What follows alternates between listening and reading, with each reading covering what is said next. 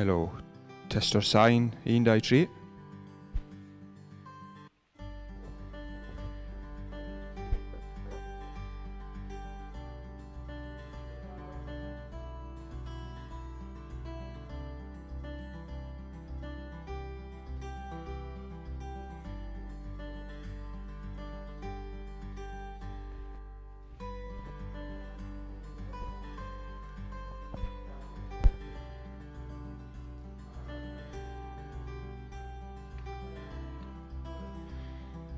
Un, dau, tri.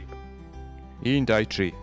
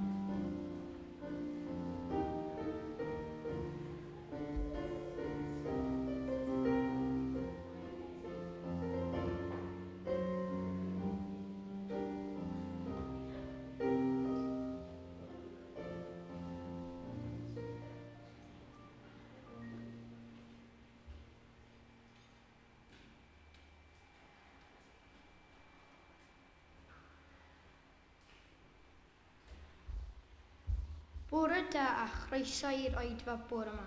Good morning and welcome to the service this morning. Rydyn yn mynd i wrando ar yr emyn cyntaf. We are going to listen to the first hymn. Rhain gweld yn ystlys Iesu, mor ddwfn yw'r clwyf a wnaed, gan bigell hyll fy mechod ac yn y dŵr a'r gwaed. Rhain gweld ei aber drosoch yn marw yn fy lle, a'r rhedaf am y lloches sydd yn ei glwyfau a'r rhedaf am y lloches ynddo fe.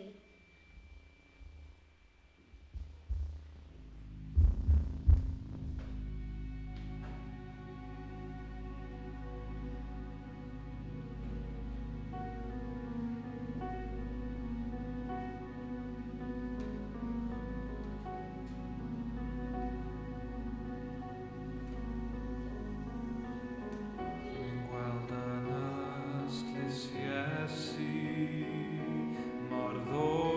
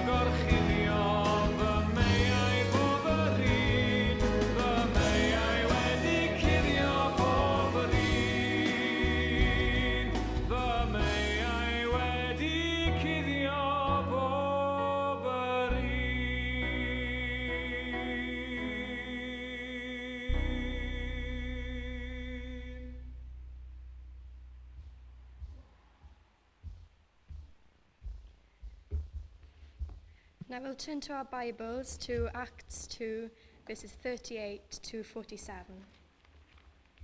Actau 2, 38 i 47. The English version will be on the screens and I'll be reading in Welsh. Actau 2, 38.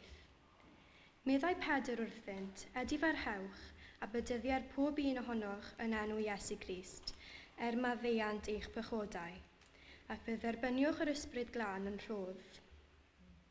Oherwydd i'ch wi yma'r addawyd, ac i'ch plant ac i bab sydd ymhell, pob un y bydd yr arglwydd ein Duw ni yn ei alw ato.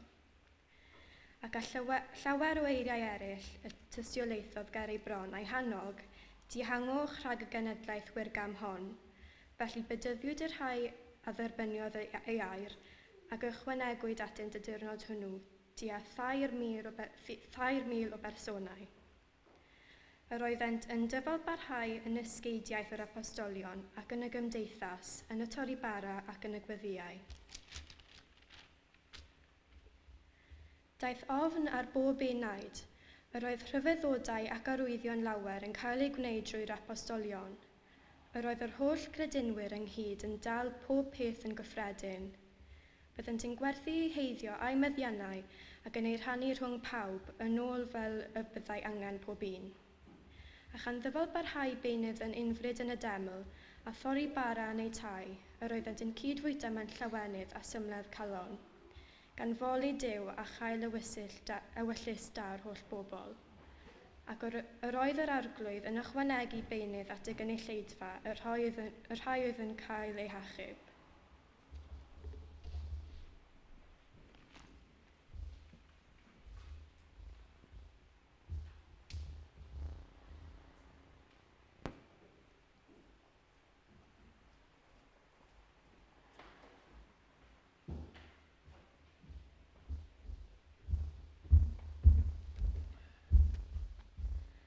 Well, gadewch i ni droed yr arglwydd yn gweddi, cydweddion. Let us turn to the Lord in prayer.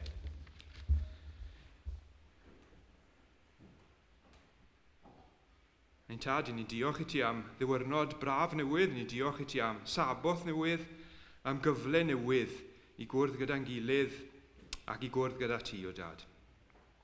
Ni'n diolch i ti am y genulleidfa fan hyn y bore yma, a hefyd rai sydd yn gwylio gytre. Ni'n diolch i ti am ein teulu fan hyn yn Penwell.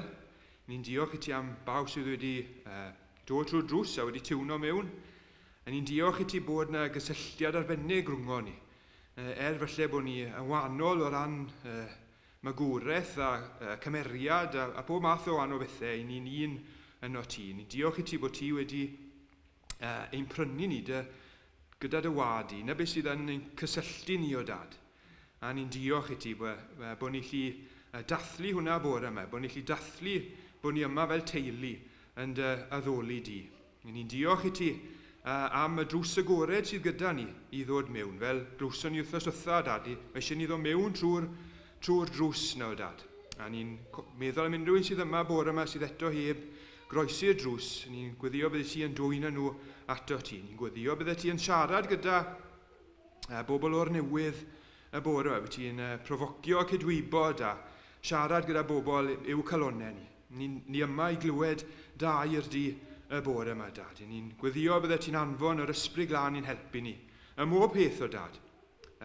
Ni'n gweddio am dy genad i y bore yma. Ni'n meddwl am Carwyn. Ni'n diolch i ti bod ti wedi dod fe yma, fe a'i deulu yma i Penwell. Ni'n diolch i ti am y swydd newydd sydd gyda fe, gyda'r bydyddwyr. A ni'n gweddio dy fendith di arno fe a'r bydyddwyr, a'r undeb. A ni'n gweddio yn arbennig bore yma am dair di trwy Carwyn. Ni'n caru Carwyn, ond ni eisiau clywed dair di, neu jyst gair Carwyn o dad. A ni'n gweddio bydde ti yn siarad trwy Carwyn yn rymus iawn. Lord, we thank you for the service this morning. We thank you for Carwyn, for preaching with us this morning. We ask your blessing on the word. Help us to listen to your word, to take it into our hearts. We ask that your Holy Spirit will open our ears and our hearts to what you have to say to us. Bless this meeting this morning. We remember everybody who can't be with us this morning as well. Maybe they are ill, or maybe they are feeling weak or vulnerable. We ask that you would be with them, that you would be very close to them, and that they would run to you for shelter, Lord. There is no better place. We see in this world, we think that the world is progressing. Everybody talks about progressive policies and so forth. But we know hearts of men and women are the same. We see so much pain and sorrow all around us. Despite all the modern things we have and how life is easier in many ways, we know as well that we are, without you, we are so far from you. Father, we're so far from you, Lord, and we see so much pain in this world. We think of Afghanistan, especially now, Lord. We think of the situation there, and that we ask that you would just lead people there, lead the governments, and just grant wisdom to people who are in charge there. We ask for Christians in Afghanistan. We know there are Christians there. We ask that you would protect them as they meet today, wherever they meet, wherever they can meet, Lord. We ask that your blessing would be with them and that you would protect them. And we thank you for them, that they are living for you even through these dark days. We think of other countries as well, like North Korea and India, where your people are being persecuted terribly. And we thank you that we can commit them to you, and that they are safe with you, and that they are on fire for you, Lord, like we aren't many times. Even though we are so comfortable here, we are not on fire like the Christians in dangerous countries. And we ask that you would grant us that spirit, Lord, of being on fire for you and doing your work. You have brought us here to Carmarthen and the area to work here. We are missionaries here, and we ask that you would help us as individuals and as a church as well to spread forth your word through your spirit, Lord. Ni'n gweddio am y tymor sydd I ddod nawr. Ni'n falch I weld y gweinidog a'r teulu nôl yma. Ni'n gweddio defendith di arnyn nhw, a gweddio bod nhw wedi cael haf fendithiol o dad. Ni'n meddwl am y gweithgareddau sydd I ddod nawr, Oedfa a'r holl weithgareddau eraill yn yr eglwys. Ni'n gweddio defendith di arnyn nhw. Lord, we think of the new term now. We thank you for seeing Aaron and Elaine and the children here this morning. We ask your blessing on them as a family, and we ask your blessing on the plans for the next term. We ask that you grant wisdom to us as a leadership and as a church of how to proceed now in these still uncertain days, Lord. We just lean on you for wisdom and for guidance, Lord. And we ask that you would bless all the activities of this church. We ask that we would glorify your name, not the name of Pennywell, not the name of us, Lord, but to glorify your name in this town and in this area. Thank you for this privilege that we have to work for you. And we just ask for help to do this work and to bring glory to your name. And ni'n gofyn y cyfan i'n oll nawr, yn dy enw glân di. We ask these things in Jesus' name. Amen. Well, just a few announcements. I'm crouching a bit because I know the camera was pointing towards Iago, so probably my head is cut off for those at home. I'll have to adjust it before Carwyn preaches now. Just cwpl o goeddiadau bach. Wythnos o wylio o hyd, so cwrdd gweddi nos Fercher a Oedfa nos Sul nesa, bore di Sul nesa am hynna o'r 10. Wednesday there'll be the prayer meeting, and 10:30 the service as it stands will be here in the chapel at 10:30, and it will be a bilingual service. So we're hoping to meet as deacons this week on Tuesday night in Clyde's house, just to discuss the plans going forward for September and onwards. So we'll share that with you next week. But as you can imagine, there's a lot of work. You know, if we move to the vestry, we'll have to take all the equipment and all the recording equipment and everything. So it'll take a while. But we'll be sharing the information with you next week, God willing. Dyna'r coeddiadau. Ni'n diolch bod Carwyn mynd I ddod I wasanaethu ni now. Thank you, Carwyn, for preaching this morning. We look forward to hear what God has put on your heart for us this morning. Diolch.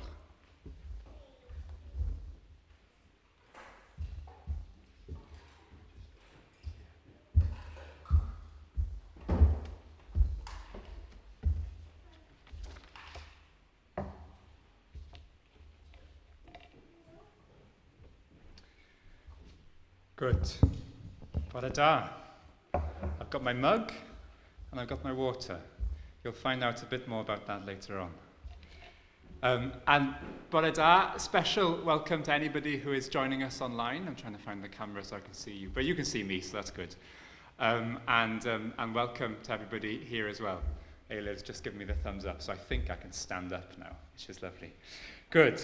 Okay, so who am I? If there's anybody watching who has no idea, I think I'd better tell you who I am. I'm a member of this church with my family. My name is Carwyn. We moved to Carmarthen about 4 years ago, and I've been part of this church since then. We have 2 young children. You'll hear a little bit more about who I am as well later on as we go through, but that's probably enough for now. But I do need to tell you one more thing about who I am, and that is that I grew up sharing an awful lot with my siblings. I have 2 siblings, brother and sister, and we shared with each other probably a fair bit more than would have been considered normal. So we wouldn't think twice about eating from each other's plates, or sharing cutlery, or maybe sharing bedclothes. All normal for us. The habit of doing this was so ingrained that even at a family gathering 2 winters ago, all of us adults and everything, with flu season in full swing, we didn't hesitate to mop up each other's plates after the meal, to my wife's disgust. To be honest, it was all quite strange behaviour, looking back. And this scene in Acts that we had read, and thank you, Martha, that we had read, that Luke narrates in our passage this morning, portrays some quite strange behaviour. Okay, not the kind of strange behaviour of me and my siblings, but nevertheless, there's some similarity, I think, in the terms of sharing everything, and it's strange. It's strange what the believers were doing there, at least by our normal standards today. Did you see that in verse 44 and 45? And if you've got a Bible, and if you're at home and you've got a Bible around, then it might be a good idea to have it open at the passage so you can kind of follow some of these things, because it's very interesting. So verse 44 says, "All the believers were together and had everything in common. They sold property and possessions to give to anyone who had need." Ac wrth gwrs, 'yn ni'n gwybod bod hyn wedi digwydd I gyd mewn gwirionedd. Mae'r rhain yn ddigwyddiadau go iawn, ond a dyn nhw'n golygu unrhyw beth I ni heddiw.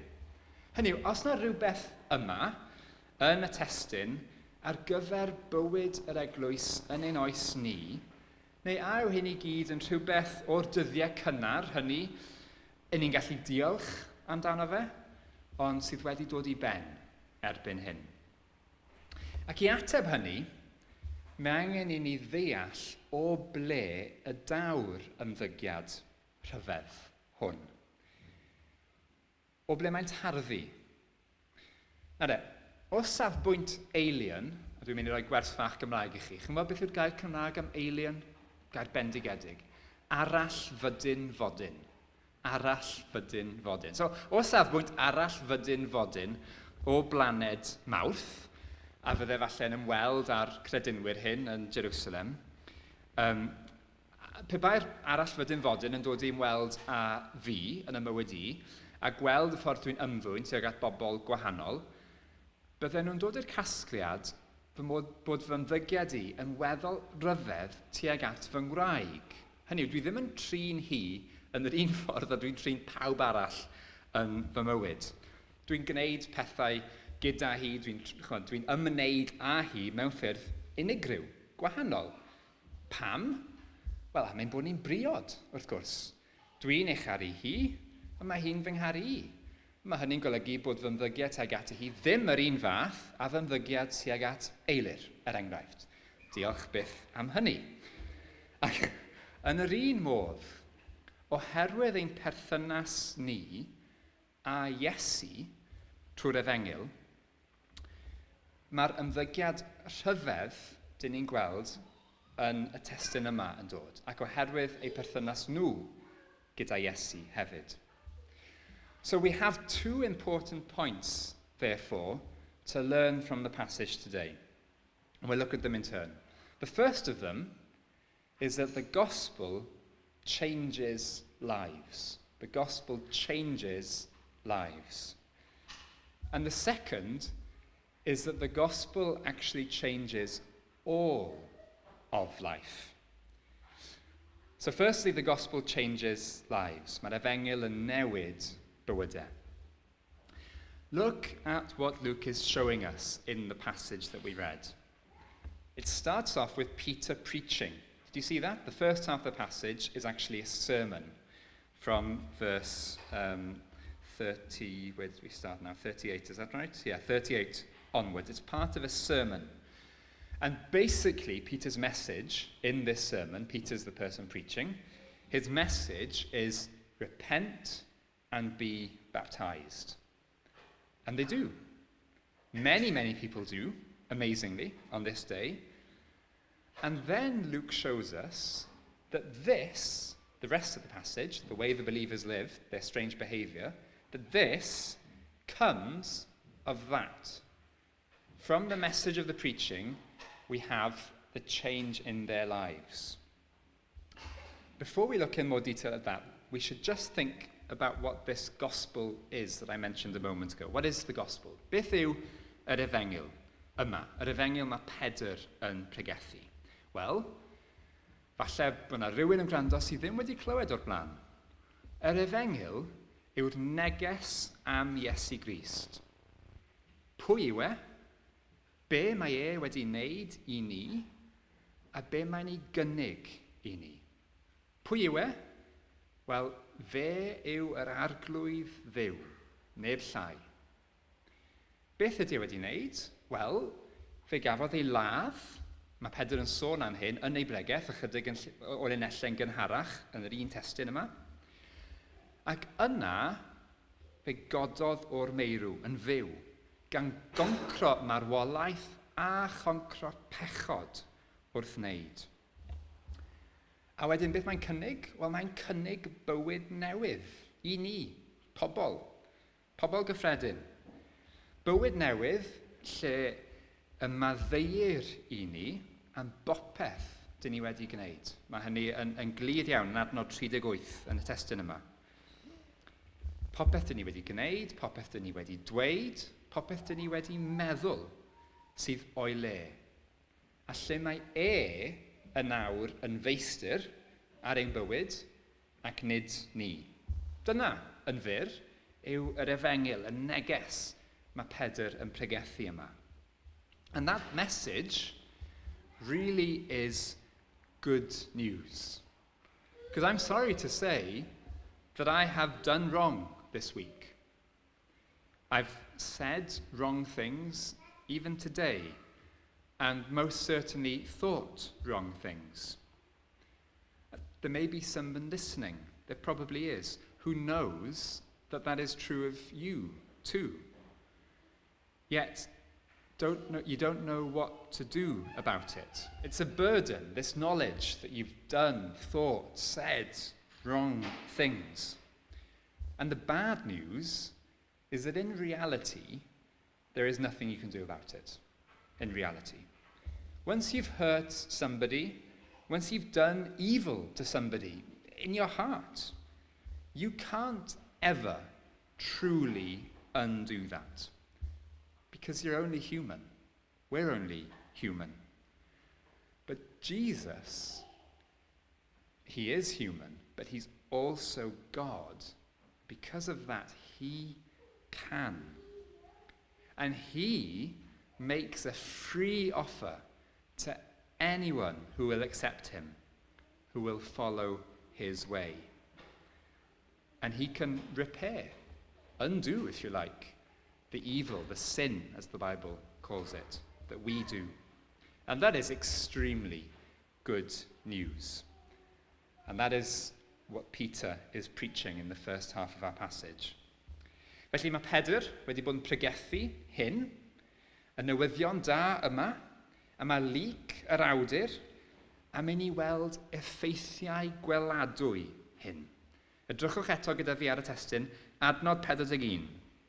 Roedd y rhai a dderbyniodd ei air, a dderbyniodd y newyddion da yma, wedi ei bedyddio tua 3,000 o eneidiau.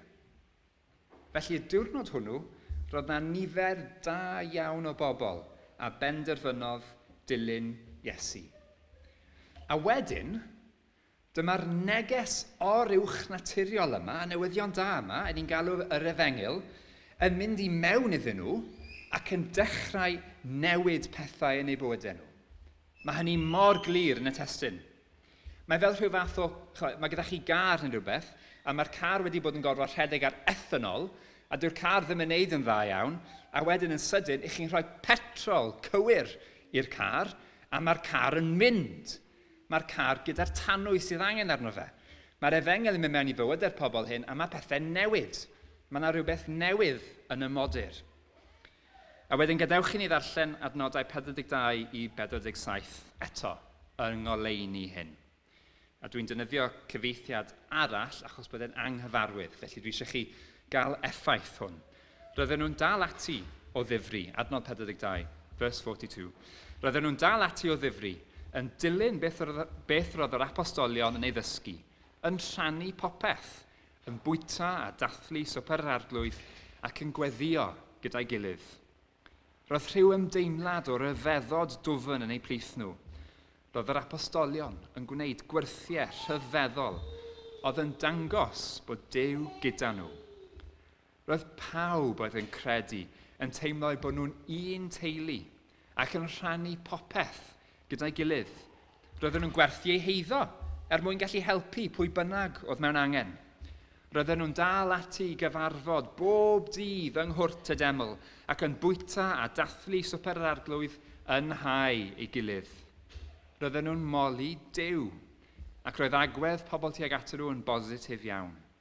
Roedd mwy a mwy o bobl yn ymuno â nhw ac yn cael eu hachub gan Dduw bob dydd. Do you think these people lived like this beforehand? Of course not. Of course not. Ancient society, and this happens in ancient society, was in many ways like ours. Normal people just didn't sell property and give it to anyone who was in need. It did not happen. Nor did normal people at the time break bread together and then eat with glad and sincere hearts, praising God, any more than normal people in Carmarthen do that from day to day or week to week in our day. And this is the thing. The gospel did this. The gospel always does this. You can't start following Jesus and not have your life turned upside down in all sorts of ways. And we'll look at some of those ways in a moment because they're in the passage. The gospel will turn your life upside down and lead you down roads and pathways in life you didn't expect. I'll give an example from my own life. Roedd dau beth o'n i'n gwybod nad o'n i ddim eisiau gwneud mewn bywyd pan dechreuais i yn y brifysgol. A mae yna rai dwi'n gwybod sydd yn agos at y sefyllfa yma ei hunain nawr. Un o'r ddau beth hyn oedd mynd yn wleidydd, a'r llall oedd gweithio yn yr eglwys. Oedd llawer o bobl yn gweud wrthai bydden ni'n dda wneud y ddau beth, ond na, o'n i ddim eisiau gwneud nhw. Felly ar ôl graddio, hyfforddes i fod yn athro, gyda chynllun i symud falle i rhywbeth arall yn nes ymlaen mewn bywyd. A fe nes i am mwynhau yn fawr, ond wedyn, wrth i mi geisio am swyddi dysgu ac ymgeisio am y swyddi hyn, ceiodd Duw yr holl ddrysau mewn ffordd hollol ryfedd i fi gael swydd o'r fath. O'n i'n athro digon da. A wedyn, mewn ffordd hyd yn oed fwy rhyfedd, dyma fe'n agor drws a gwbl agored i mi weithio yn Wycliffe Bible Translators, Wycliffe cyfieithwyr y Beibl. heb i fi hyd yn oed ymgeisio am rhywbeth yna. Na de, nid yr eglwys yw Wycliffe, na, ond mae'n ddigon agos mewn sawl ffordd. Ond roedd hynny'n iawn, yn fendith mewn sawl ffordd. A wedyn, o'n i dal ddim eisiau gweithio yn yr eglwys, ac o'n i ddim eisiau mynd yn wleidydd. A ond pan ddechreuais i deimlo ar ôl rhyw 5 mlynedd yn gweithio i Wycliffe, ei bod hi'n bryd symud mlaen, dechreuais i chwilio am bethau yn y byd seciwlar. Dim gwleidyddiaeth, wrth gwrs, ond symud i ffwrdd o'r eglwys unwaith eto. Oedd gen i CV cryf, dwi'n eitha da am sgrifennu, ceisiadau ac yn y blaen, ond es i nunman gyda hynny. Ac yn y ffyrdd mwyaf rhyfeddol i fi, mae Duw newydd agor drws yn glir iawn i mi weithio i Undeb Bedyddwyr Cymru, yr eglwys. Gan gynnwys, a'r ffordd ddigwyddodd hynny, wel, yn cynnwys ffonio nhw i holi am swydd nad oedden nhw ddim hyd yn oed wedi hysbysebu eto, nad oedden ni ddim wir eisiau o leia cyn yr alwad ffôn yna, a hynny ar sail y ffaith bod rhywun, a na ddim enwi pwy, ond bod rhywun wedi bod yn gweddio am y peth. Nid fi oedd yn gyfrifol am y llwybr yna. Nid fi. So the point here is that I wouldn't be where I am now in life if I wasn't following Jesus. Those are quite trivial examples in a way, but they are my life, so they're honest. I'd have made my own decisions about the paths to follow in life, rather than submitting to his decisions. Now that sounds like a difficult life in some ways, and in some ways it is.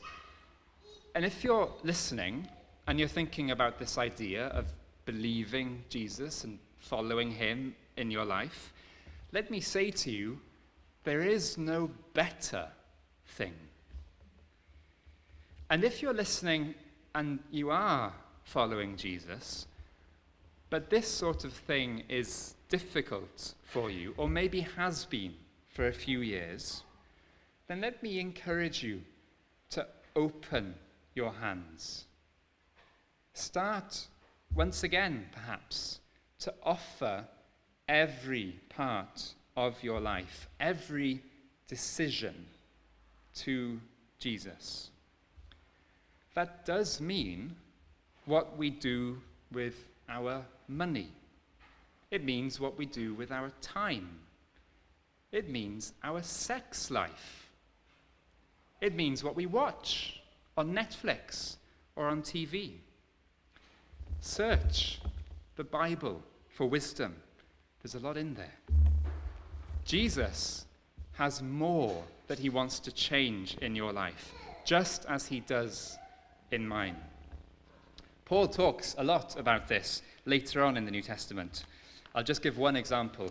In Colossians 1, verse 6, in one translation, we read this. This same good news, gospel, same thing. This same good news that came to you is going out all over the world.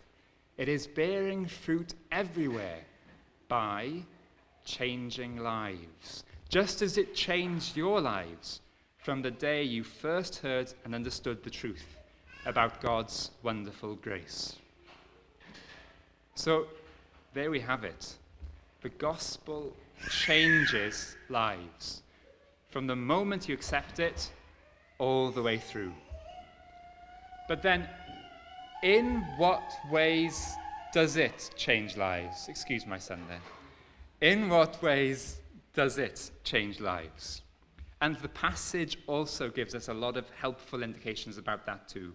So the second major point here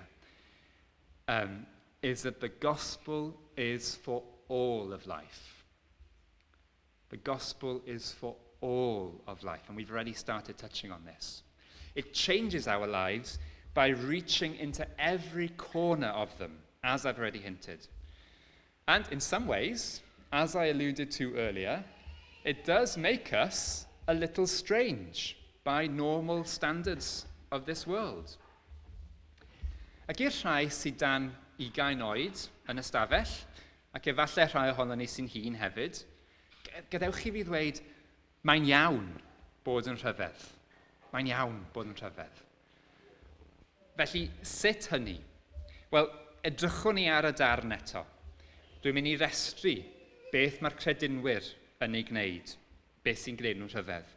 Yn gyntaf, roedden nhw'n pregethu neges am edifeirwch ac am credu yn Iesu o Nazareth. 2, wnaethon nhw ymroi i addysgu ei gilydd, cymdeithas, torri bara a gweddio. Iawn. 3, roedden nhw'n casglu ynghyd, dro ar ôl tro, yn rheolaidd. 4, roedd gyda nhw bopeth yn gyffredin. 5, roedden nhw'n gwerthu eiddo nhw a rhoi i rhai oedd mewn angen.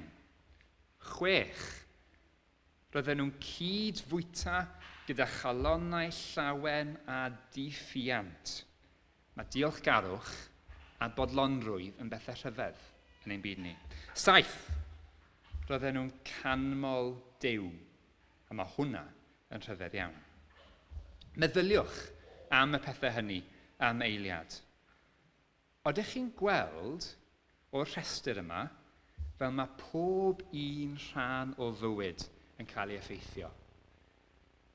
Their time is affected. Do you see that? How they spend their time from this list. Their use of money is affected. That's right there on this list. Their inner life, their emotional life, their thought life, if you like, that kind of thing. That is affected.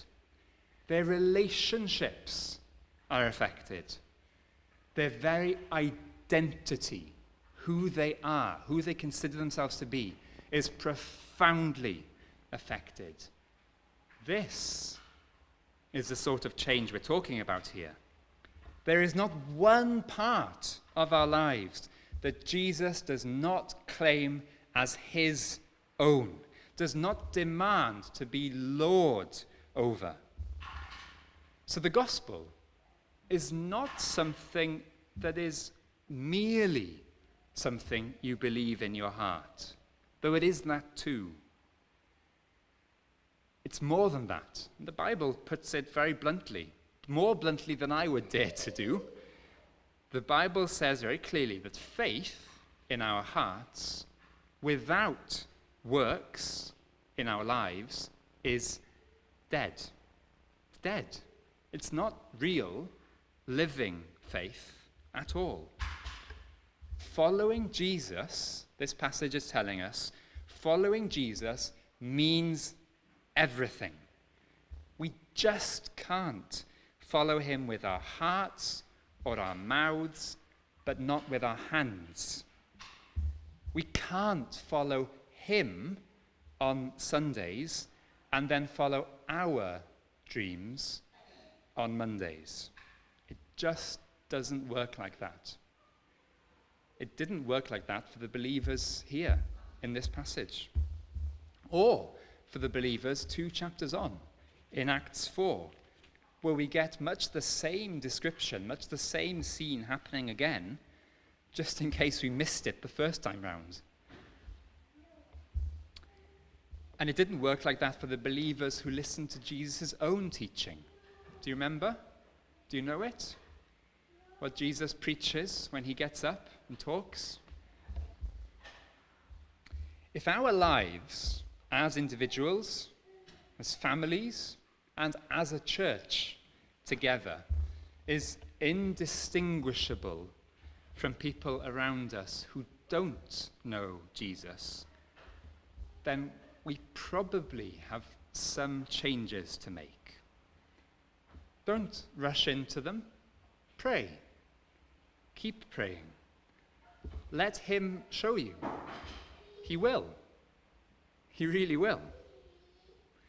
And so finally, as I come to a close, I just want to look in a little bit more detail at 2 of the ways that our lives are changed by the gospel. A'r ffordd gyntaf yw faint o'r pethau yn y testyn yma mae'r credinwyr yn gwneud gyda'i gilydd. Wnaethoch chi sylwi ar hynny? Maen nhw'n gwneud yr holl bethau ar estrir yn y darn gyda'i gilydd mewn gwirionedd. Ac yn fy marn i, un o'r gwendidau mawr yn Eglwysi Cymru, ers amser hir iawn, ac nid Cymru'n unig, yw sut rydyn ni wedi ceisio byw y bywyd Cristnogol yn gyffredinol, dwi'n gor-gyffredinoli yma, ond yn gyffredinol fel unigolion gyda Duw, fi a Duw. A dim dyna yw ei gynllun e. Mae yna fwy na hynny.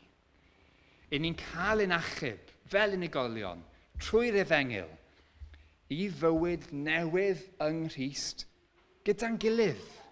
Achos byddwn ni wedi'r cyfan gyda'n gilydd am holl dragwyddoldeb. Bendigedig. Gyda fe. Gyda'n gilydd.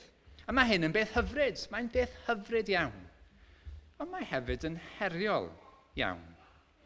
Mae yna griw o bobl yn yr eglwys hon, yn yr ystafell hon y bore yma, na fydden ni ddim fel arall yn adnabod ein gilydd. Heb sôn am dreulio amser yn rheolaidd gyda'n gilydd. Mae yna bobl yma o oedrannau gwahanol. Mae yna bobl o wahanol gefndiroedd. Mae yna bobl yn ein plith o bartrymau pleidleisio gwahanol. Mae yna bobl yma yn siarad ieithoedd gwahanol. Mae yna bobl yma o wahanol ddosbarthiadau cymdeithasol ac yn y blaen ac yn y blaen. Mae'n gallu bod yn anodd byw bywyd gyda chryw mor eclectig o bobl. Dwi'n golygu hyn yn garedig iawn. Dwi'n eclectig iawn. Ond mae'n un o'r ffyrdd allweddol y mae'n bywydau ni fod i newid. Dyma gynllun Duw. Fe yw'r un oedd eisiau cael pobl yn ei holl amrywiaeth, pobl iddo fe ei hun gyda'i gilydd o'r cychwyn. Dechreuodd hynny nôl gyda Abraham a wedyn datblygu'r cynllun ymlaen trwy'r Beibl. Pobl yw'r eglwys, cynllun Duw yw hynny. So dyna un ffordd fawr iawn mae'r newid yma yn digwydd. And then the second one I'll just focus on to finish is the question of possession and ownership. Because it's the one that really jumps out to a lot of people when they read this passage in our culture. And that is a key point here. Possession, ownership, and so on are cultural phenomena. Culture really just means the inbuilt assumptions we have and that we don't even realize that we have. Ways of life, ways of doing things, ways of talking to each other that we consider normal without thinking about it. There are some people here who are, kind of making that adjustment and so on with Welsh culture and the things that we consider normal that other parts of the world definitely don't. And we all live here in an incredibly materialistic culture. We just consider it normal, that what is mine, and what is yours. If it's my car, then it's my car. But that assumption is not even true across the world. And it's certainly not something that Jesus, as in across the world today, let alone through all of history. And it's certainly not something that Jesus is going to leave alone. Os bydd rhywun yn cymryd fy stwff i neu niweidio fe neu beth bynnag, mae hynny'n dod ag emosiynau cryf i'r wyneb yn ein diwylliant ni, i ni fel pobl.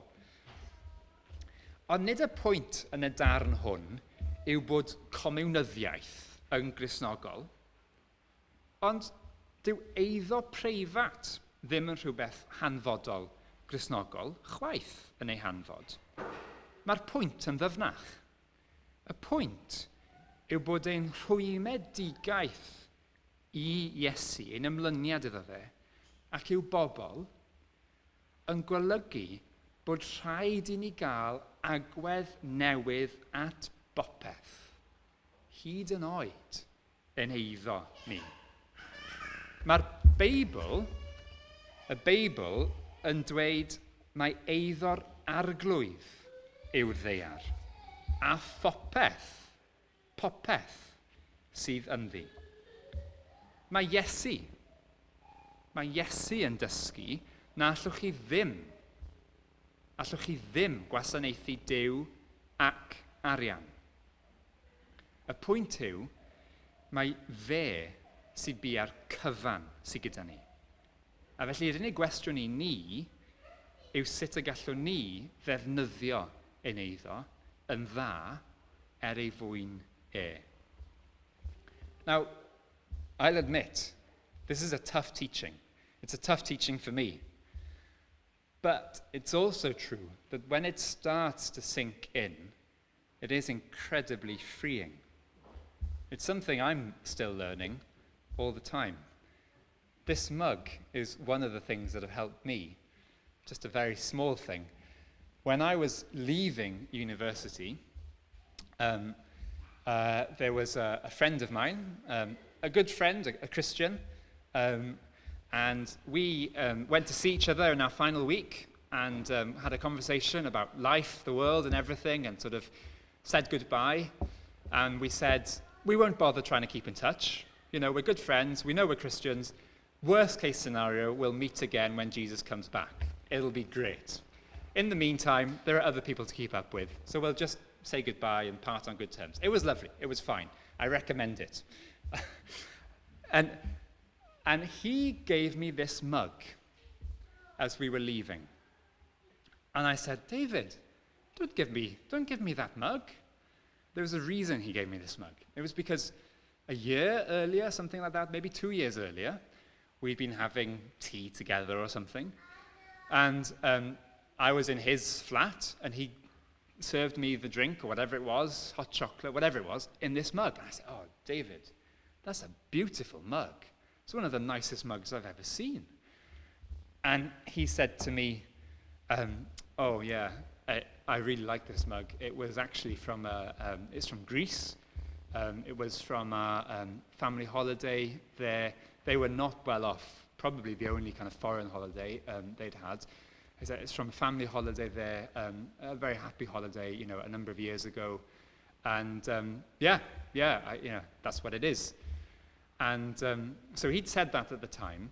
And then fast forward, and we were saying our goodbyes, and he gave me the mug. And I said, don't give me that. You told me it's from your holiday or something. He said, oh, it's okay. It's a beautiful mug. I want you to have it. I know that you appreciate it. And listen, God has been challenging me over the last couple of months about my attitude towards possession and belongings. He's been challenging me from the Bible that he is sufficient and that I need to just practice letting things go and just being glad in that freedom. So I'm just giving you this mug. I want you to take it. I want you to enjoy it. I want you to use it. It's just something that, you know, God is doing in my life. I think you can imagine that challenged me. Would I do the same thing? It's not just a beautiful mug. It had real sentimental value. And he wasn't saying that sentimental value doesn't mean anything. He's saying that he can have it even without the mug. And it was a practice of discipline in Christian life. Would I do that? So I use this mug all the time. And I use it as a reminder to challenge me on this exact question. So, 2 examples there from the passage of how the gospel changes all of life. And there are many others, and we're not going to go into them from the list earlier. But it changes our internal lives. It changes our use of time, our relationships, our identities, all big, big things. Felly mae'r Efengyl yn newid bywydau. Mae'n newid pob rhan o fywyd. Mae Luc wedi gwneud hynny yn wirioneddol glir yn y testun yma. A yr ffordd mae'n symud o'r bregeth, yr Efengyl, i effeithiau yr Efengyl yn ail hanner y testun. A mae popeth dyn ni wedi edrych arno fe wedi gefnogi yn helaeth mewn rhannau eraill o'r Testament Newydd hefyd. Now, for many of us, the gospel has already changed our life. Perhaps we've already seen it change many parts of our lives. But even as Christians, we often erect barriers. We try to close off some part of our life from Jesus. And let me plead with you as I finish. Don't do that. Because this is where real life is found. The gospel is meant to change every part of our lives. And yes, we will become strange, but only as we follow the Lord of the universe himself, who is on his way to reconcile all of creation to himself. Only as we follow the only one who can ever give us new life, true life, and who's died on a cross for us to fulfill his promise and bring us this life to the full. And only as we live a life filled with the Spirit of God himself are we then given a foretaste of what the Bible calls, in this same context, joy inexpressible. Let us pray.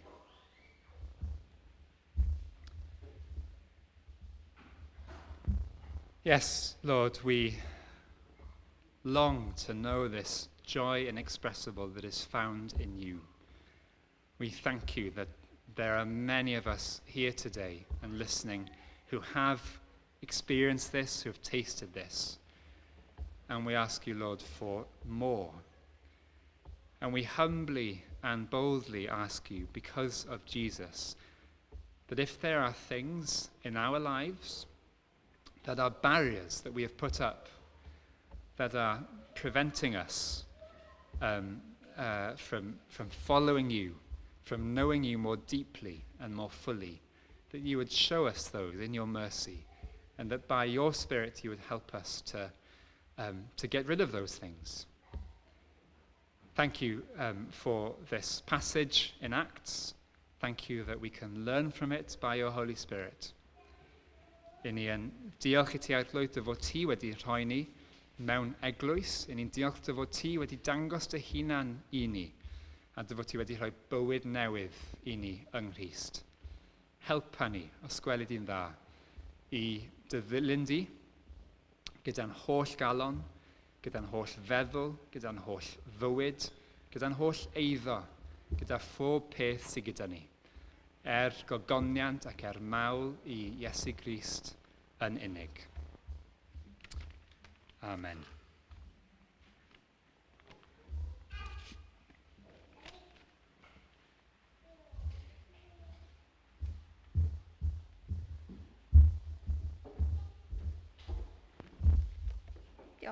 Diolch Carwyn. Nawr ydym yn mynd I ganu emyn nesaf fydd ar y sgrin. We are now going to sing the next hymn on the screen. Wrth edrych Iesu ar dy groes a meddwl dyfnder dy angau loes. Pryd hyn rwyf yn dibrisio'r byd a'r holl o gyniant sydd ynddo I gyd.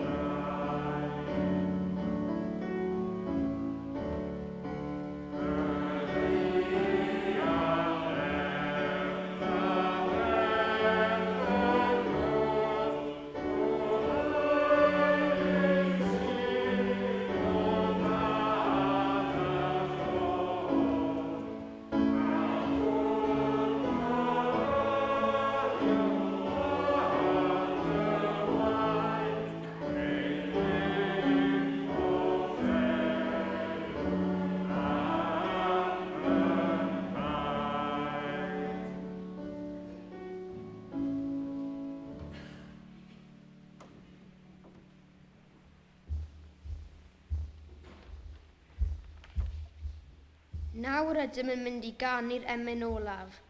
Now we will sing the final hymn. And can it be that I should gain an interest in the Saviour's blood? Died he for me, who caused his pain, for me who him to death pursued. Amazing love, how can it be that thou, my God, should die for me?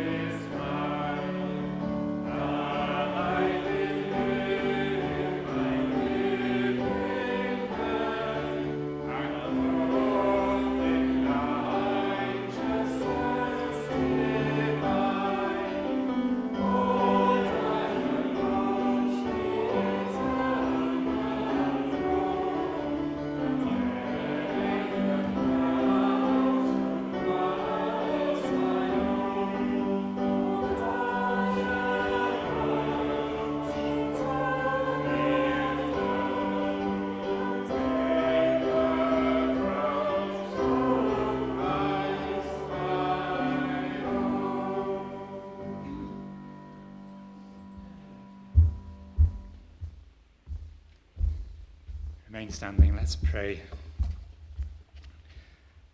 Thank you, Father, that we can approach the throne boldly, not in our own virtue or right or anything of the sort, but because of you.